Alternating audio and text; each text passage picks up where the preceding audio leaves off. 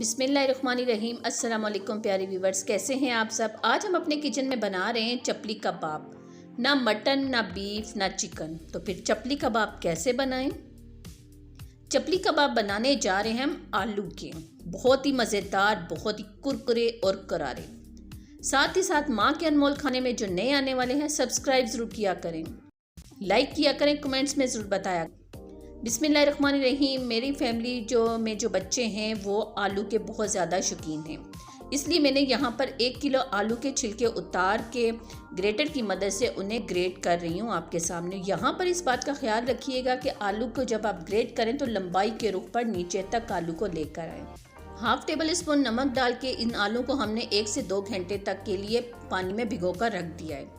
1 से 2 घंटे के बाद मैं इसे 4 से 5 पानी अच्छी तरह से वॉश करूंगी और मज़ीद इसे छाननी में डालकर आधे घंटे के लिए रख दूंगी।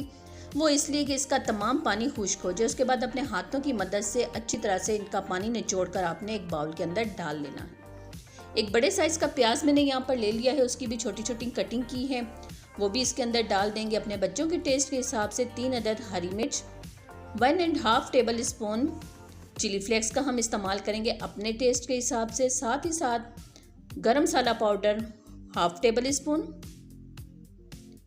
अजवाइन इसमें हम डालेंगे half tea spoon, chaat masala half table spoon इसमें जाएगा। साबुत धनिया हमने ड्राई रोस्ट करके हाथों की मदद से मसल के रखा हुआ था, 3 से 4 टेबल स्पून ये हम इसमें शामिल करेंगे। धनिए की अपनी एक खुशबू है जो चपली कबाब में से आएगी आपको, इसलिए धनिए का हमने ज़्यादा इस्तेमाल किया है।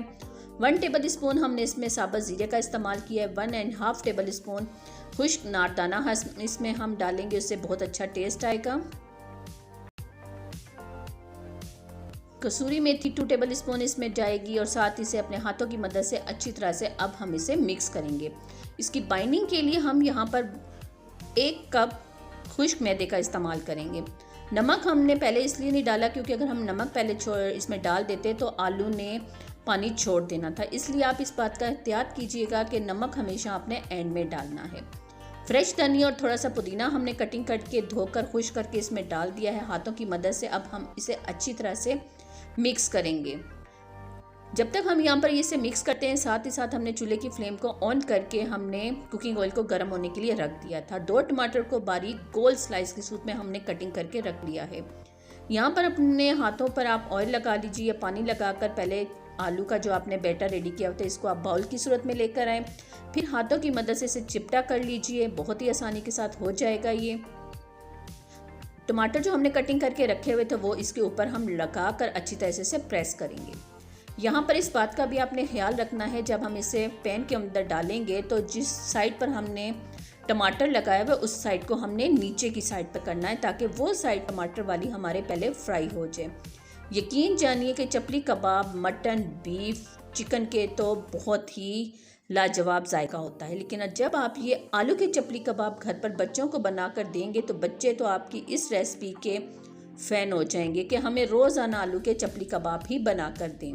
एक साइड आप देख सकते हैं इसकी फ्राई हो चुकी है, दूसरी साइड हम इसकी फ्राई करेंगे। यहाँ पर इस बात का भी आपने ख्याल रखना है कि चूल्हे की फ्लेम को आपने हाई नहीं रखना, वरना आपके चपली कबाब ऊपर और नीचे से पक जाएंगे, आलू अंदर से कच्चे रह जाएंगे। यहाँ पर अल्हम्दुलिल्लाह से हमारे चपली कबाब मीडियम टू स्लो फ्लेम पर रेडी हो चुके हैं। दूसरा बैच हम इसका रेडी करते हैं, लेकिन पहले आपसे इसकी वीडियो शेयर करें। बहुत ही मज़े के हैं, आप इसे ज़रूर ट्राई कीजिएगा, मुझे कमेंट्स में ज़रूर बताइएगा और मुझे अपनी दुआओं में याद रखिएगा।